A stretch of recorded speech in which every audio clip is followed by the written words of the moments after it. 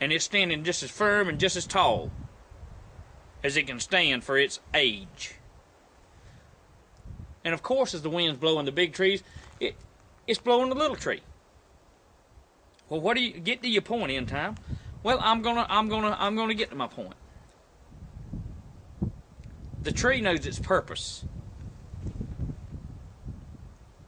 The ox knows its master. The donkey knows its crib. But the people don't understand or know the judgment of God that's coming. Nor do the people of America understand and know to the extent that the founding fathers went to get this document that I've got in my hand written and made to be the law of the land. Now, the people of today believe that they can just change and do anything they want to with it because of arrogance. Because of arrogance and being in the boys club, if you will. And you take that for whatever you want it to be. But if you're in the boys club, you're going to be took care of by everybody else's money. And you're going to go with what we say to do. And you'll be took care of. Well, now, that would be a traitor. Not D-E-R, but T. A traitor. And that would be the equivalent of tyranny. Based on the document in my hand. Based on the Constitution, the Bill of Rights, and the amendments to that very document. Now, the stage is set. The plans are laid. The construction of destruction, if you will, the construction of destruction has already been built. But my question to you today is, whose side are you on? And I'm not talking about a tag, but I'm talking about this. Are you on the side of right? Or are you on the side of wrong? Because you can't mix it up. There's no more room for trying to mix in and mingle in. The thing that I'm telling you today is the choice is yours. And watch this. The choices that you make determine what side you're on. Are you on the side of right or on the side of wrong? Okay? The very word Constitution, when these tyrants use it to bring about their agenda, and they very well are smooth in what they do. I give them credit on that. They're smooth.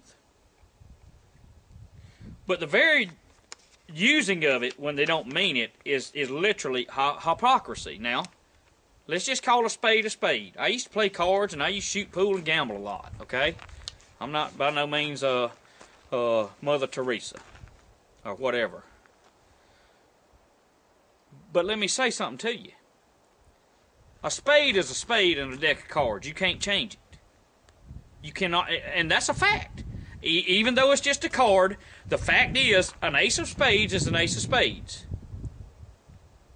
Okay? A queen's a queen, a joker's a joker. Okay? You can't come out and say that you're this when you're not. It just don't fly anymore because people are awake. It does you no good to say that you promote the Constitution and then yet you want to decree laws that are unconstitutional that we don't care. We don't care about your laws. And when I say we don't care, it don't mean we don't want to expose the fallacies and the lies that they are and the very corruption that has ensued because of them. But let me say something to you. all laws which are repugnant in opposition to the Constitution are null and void in the eyes and the heart of a patriot. Now, here's my question for you today. Okay, are you a patriot? Are you a constitutionalist patriot? Are all laws repugnant or against, or the laws that are being passed to destroy, devalue, and remove the Constitution of the United States of America, the Bill of Rights, Second Amendment, and all that, okay, are those laws null and void in your eyes and in your heart? If they're not, you're not a patriot. You're not a person that believes in what America was founded on. I mean, I could care less about a statesman, and let me make my point clear. A statesman has the benefit of themselves. A socialist and a communist has their own benefit. And a socialist and a communist believes in taking from others to have for themselves when they, number one, never deserved it, number two, and they never worked for it. It is very important, okay, that we draw a line of distinction. Because I have so many people saying we should just come together. Okay, but let me tell you something. And I say this with all humility. Okay, you can't come together with a person that does not have your beliefs or values and be able to succeed. And what I mean by that, if their values does not promote, encourage, and strengthen the document that's in my hand, I cannot be a part of them. I cannot do it. I cannot do it. Now, that simply makes me a believer of what I have in my hand. It simply makes me a believer in the law of the land of America. Do you understand what I'm trying to tell you today? Because listen, this ecumenical bullcrap is what's wrong with America. Okay? And I've said it before. If you want to go up there to Washington State or wherever they screw them animals and screw them, that's your business. That's your business.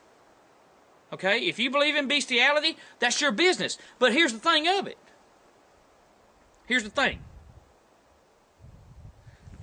An American patriot that believes in the Constitution and the Bible has the right, has the very right, given by God,